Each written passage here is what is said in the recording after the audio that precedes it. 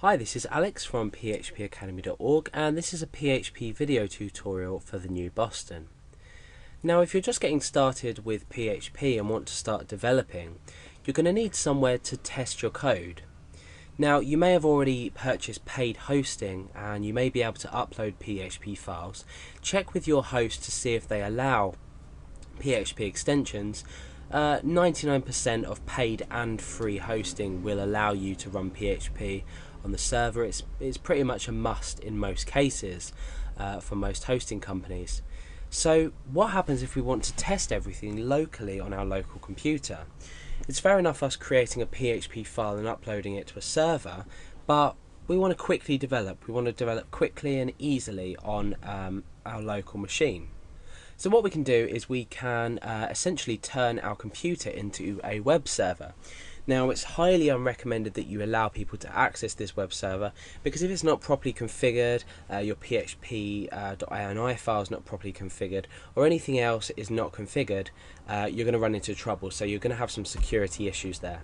So bear in mind that everything I'm showing you is to set up you're opening another port on your computer. So you're opening up port 80 on your computer, which is going to allow people to access everything that you put into your htdocs folder. Now, if you don't know what I'm talking about, that's fine.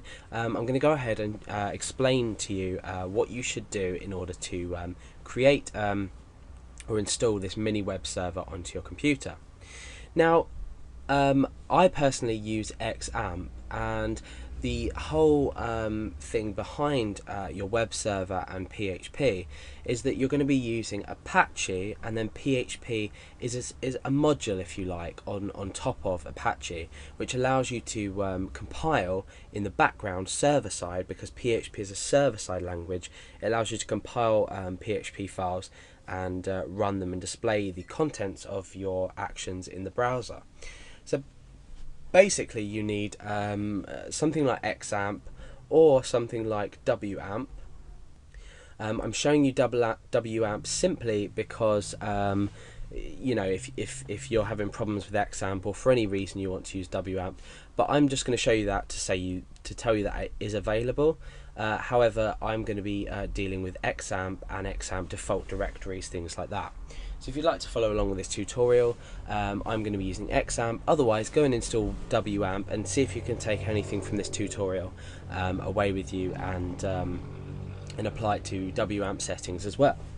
Now, the first thing you're going to need to do is obviously come to apachefriends.org, and you're going to come down here and you're going to say XAMPP for Windows, Linux, Mac OS, Solaris, any obviously operating system that you are using.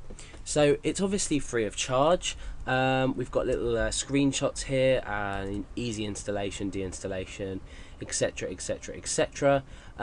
So you can download this for Windows by just simply clicking XAMPP for Windows, and I'm going to be giving you the example here and running through for Windows. So I'm not going to be using Linux, Mac OS or Solaris. I'm going to be using Windows in this case. So once you've clicked the file or click this link, you're going to come down and you're going to say download XAMPP here.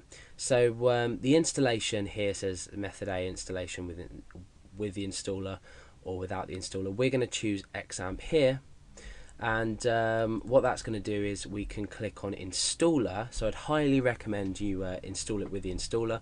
We're going to click that and it's going to download, so pretty simple stuff. You're going to open this installation file once it's downloaded.